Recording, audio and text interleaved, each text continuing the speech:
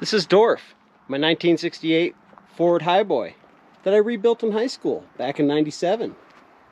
I sold it in 2002, bought it back 18 years later, pulled it out of a barn. Here's a little bit of that history and that story. Dorf has a 390 bored to a 420 with an RV cam, GT heads, Ram Air, K&N. Had a dyno tuned back in the day. It was just under 400. It's a 4-speed with granny low. Floor mats came out of my parents' 76 Ford back in the day. Barefoot gas pedal, her shifter, put power locks in it. And I have the fun stick as a hydraulic locking e-brake. So this was actually my second truck. I got it after I got in an accident where I got rear-ended in a 67 two-wheel drive camper special. Actually saved my life. This passenger door is actually off that truck. So went through and fully restored this thing in high school. Did a lot of time on the body work. The day before I graduated, it had no motor, no transmission, no shocks, no drive shafts, no tires. Basically got it completely put together and drove it to graduation on the next day. Had a lot of great memories in this truck, but was moving to a further distance, and driving it back and forth didn't seem as reasonable. And I found a '93 Dodge Diesel that I fell in love with. So I decided to part ways with Dorf, and I sold it in 2002. I had that '93 Dodge Diesel for quite some time. It turned into a Corvette, and then that just turned into one into the next. And then we're now 43 vehicles later. I've actually carried a photo of it in my wallet since that day. After selling the truck, I've always thought about the truck. It's kind of the one that always got away. So, kind of funny, actually came down to a dream, where I actually had a dream of pulling the truck out of the barn and driving it for the first time in years. And it was still in the same condition that it was back in the day. So I decided to start looking for it. So first thing, I still had the VIN number off my original speeding ticket that I got back in Buena Vista, Colorado for doing 65 and a 55. I actually delivered the truck to the guy's house when he bought it. I still had his name on the back of a photo that I took of him and I shaking hands when I sold the truck. He was actually, the gentleman was in his 40s buying his dream truck, and at that point Dorf was 100% perfect. So unfortunately with the VIN number, it was kind of tough to tell what one of the letters was because it was handwritten, but I did have his name, and I did remember where I had dropped the vehicle off. So I got on the white pages and I started looking for the gentleman, and I knew roughly where he was, so I just started in that area, and it was kind of a dead end. I ran out of addresses, and it just kind of like he fell off the face of the earth there. So through the process, over about 3 weeks, I actually talked to his daughter, his ex-wife, and then with a little more searching on the white pages, I actually found another address in southern Colorado, and it happened to be a one-street town.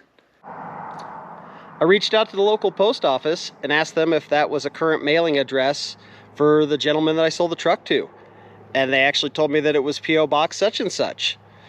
So as opposed to mailing a letter and waiting on that chance, knowing that it was a one-street town and growing up in small one-street towns and everybody knows each other, I reached out to the general store, and I called up and asked if they happen to know the couple that I sold the truck to, and they did. So I told her my story, that I had sold them this truck 18 years beforehand, always loved the truck, wanted to get back in touch with them and just kind of see what kind of condition it was. If they wanted to sell it, I'd be interested in buying it. Even if they didn't, you know, I'd just love to just catch up and talk about it and see current pictures of it, even if it was dead in a field.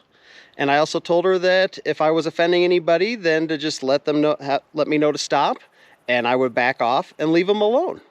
So after about 2 days, I heard back from his wife, and they were excited that I'd reached out. They had actually thought about selling the truck just a week beforehand. The truck they had been using it as a snow plow for the past 8 years. It started to get a little tired. Timing chain was loose. It had a float adjustment issue and was flooding out the motor, and it diluted the oil to the point where the inside of the block was clean, so they thought it was totally done. So they were not really in a position at that point to go ahead and fix it, just being age, timing, but he always loved the truck. His wife always said that it was his second love affair. So we kind of came to agreement and set up a date a month later for me to come down and pick up the truck and check it out. So after one long month, I took our Dodge Diesel with a flatbed trailer down with intent to going and getting it. I had another buddy come with a car hauler for the two-wheel drive pickup, which he was going to go ahead and store for me. And then we had the snowplow to deal with. So I left Alpine, Wyoming at, I don't know, it was probably 3 in the morning. Got to Craig by 9 and spent all day driving. Meanwhile, my best friend Tyler spent all day. He went to work as usual, left early, went home, gathered the kids, packed up all his camping gear, and came to meet me. And we actually ended up being in the little small one-street town within 5 minutes of each other. Had a nice meal at the local place, got to meet the lady that I talked to at the general store. I actually brought a photo of me and the gentleman shaking hands when I sold the truck to him the 18 years beforehand. She really appreciated that. It was a great interaction, nothing but positive. So from there, we went up the road up to his place. The road in was a little exciting. You know, it had 15% grade and was about 2 miles. That was the stretch that Dorf used to plow back and forth. We got up there. It was looking like a rainstorm. It was probably, I don't know, 5:30 by this point. So we're starting to run out of daylight. So go up and we start with the two-wheel drive pickup first. And we go ahead and I had a gas can and water to go ahead and fill the cooling system and was kind of prepared for it, brought a battery, and we fired it up within 30 minutes, had it running, and it drove itself down the hill where we loaded it on a trailer. And my buddy Kevin took it back to Alma where he stored it for me for a couple of months. Then we also put the snow plow in the back of that, and then we got Dorf out of the barn, and I went through and put the front of the motor back together because they had inspected the timing chain thinking that's what was bad, and that's when they found the inside of the motor being so clean and just gave up at that point because, you know, that's not a good sign. So I went ahead and sealed up the front of the block for the drive home.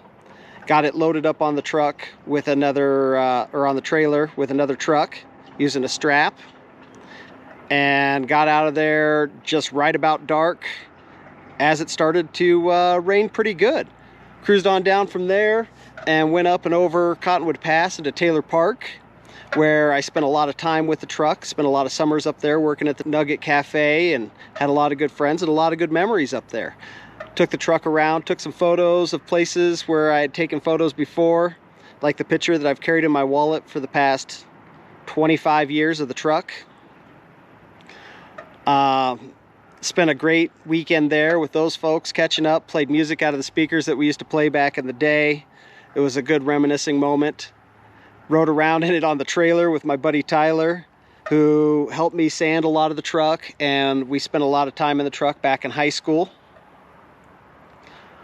Then I headed out from Taylor, went up and over Cottonwood Pass to Buena Vista, and then over through Leadville, and then over across to Copper Mountain, and then cruised over to Frisco, and then up towards Steamboat. Through, vacuumed it out, got it all nice and clean for the ride home. Left the windows open on the way home, the wing windows, just to air it out even more after, you know, being in a barn for so many years. You get a little mice in there.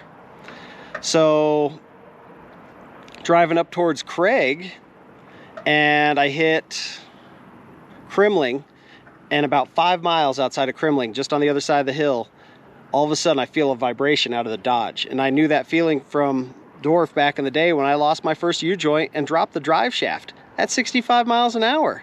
So I put it in four-wheel drive and just gently eased it into town. I got into town at 5 o'clock. Napa was open till 5:30. They had the tool, they had the U-joint. I rented the stuff. I even brought a creeper with me just in case, because if you have it, you don't need it. And went to tackle the project right on the side of the street. Come to find out the press wasn't big enough, so they hooked me up with a local shop in town that pressed the U-joint in for me. I actually put a plastic bag with a rubber band over the end of the transfer case so it would seal off as I drove across town at, 15 miles an hour. They put the drive shaft together for me. I installed it, and all in all, I lost just over an hour of time. So I continued up towards Steamboat, and at that point, I felt pretty mission accomplished moving up and out of the state. I actually gave the nice couple a call back just to tell them thank you for selling me the truck back, let them know how happy I was and how much I truly appreciated it. So I had one other thing to share with them. So I started off with, hey, this is none of my business, but it's information that I just want to share just in case it's important to you. And I told him through the process of looking for him, I got in contact with his daughter, who had been looking for him for quite a few years. Had a kid, she was about 35, and hadn't seen her dad since she was 4. So he was overly ecstatic that I shared this information, and actually he ended up asking me to reach out to her to let her know that I'd found him and give her his contact info. So awesome experience. So right after I got off the phone with him, I got to call her up, and I call her up and let her know, I'm like, hey, this is Nick. I found my truck and I'm on my way out of Colorado. And I found your dad, and he would love to get back in contact with you. And here's his contact info. And since then, I've heard back from them over different holidays and stuff like that. And they're continuing to enjoy time, which is just all part of the wonderful experience of getting this truck back. It was quite the amazing journey that was a whole lot of positive energy. So I keep driving, get out of Colorado back into Wyoming, get all the way back home about 2 o'clock in the morning after everything. My dad actually comes over that next week, and we start tearing into the truck and looking. So I went ahead and just bought a timing chain just in case. The inside of the motor, like they said, was super clean, but I had to give it a shot. So I pulled the distributor out. I hooked up a drill to the distributor, ran it nonstop for probably 5 to 7 minutes, let it build pressure, ran it for a while after that. Did a little Marvel Mister Oil, down the carb, down the cylinders, just to help it out every way possible. Then went through and put the front of it back together, did a fresh water pump while I was there, you know what I mean, thermostat, just the standard stuff. And it actually fired right up. Dun dun dun dun dun dun dun dun dun dun dun dun dun dun dun dun diddle-oo, diddle-oo. It had a little bit of a lifter sound at first, a little Marvel down the carb while it's running, milked it through, and just kind of eased it and did a few heat cycles, and it quieted up. It still has a little bit of a sound to it, nothing bad. I've actually put 10,000 miles on the truck since, but no, it was amazing. Got it up and running with my dad and got it back on the road. And at one point, later that year, it actually was my daily driver for 4 to 6 months when I blew my back out, because it had an upright seat and was the most comfortable thing for me to drive. At this point, it's been about 3 years. On year 2, I went through and did the grill. I always liked the look of the 68 grill, which was supposed to be in the truck. It had a 71 grill with the plastic inserts. When I actually bought the truck, it had 79 headlights in it. Part of the reason it's Dorf, and that was a family trait, putting that name on the trucks. I still have the wing for the back. I'm just rebuilding the mounts currently. Other things done to the truck, rebuilt the transfer case. The original one actually wasn't rebuildable. The front bearings were so shot. So the transmission shop that I shipped it off to told me this. So I reached out on the Facebook Ford Highboy group. It was like, hey, does anybody have Dana 24? And a guy reached out to me and happened to be 30 minutes away from the transmission shop in Salt Lake City. I paid him a little extra. He delivered it over there to them.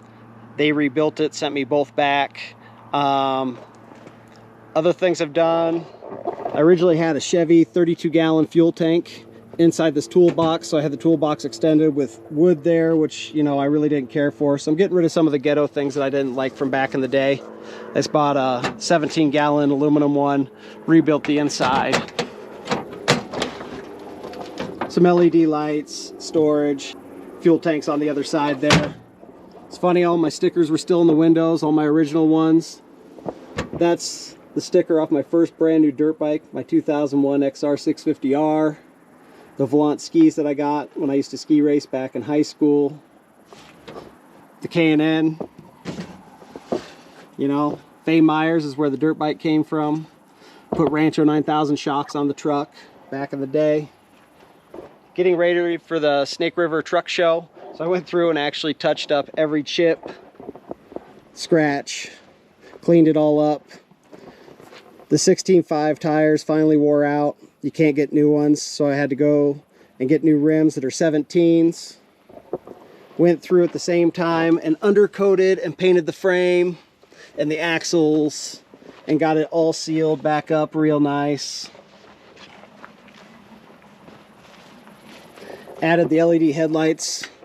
Those are real nice. You can actually see in the dark. Built some new exhaust just recently. It was actually time to get rid of the cherry bombs. So, funny story about the cherry bombs. The day I put those cherry bombs on in high school, it was the first time and only time I've ever paid to have my vehicle detailed. So I had it detailed down in Denver, put the cherry bombs on when I got home, went over to my buddy's house to show him how they sounded. He just put a new motor in his truck, so we went to go for a ride in his truck. And we come back and we're like, where's my truck? We're like, well, maybe his dad moved it.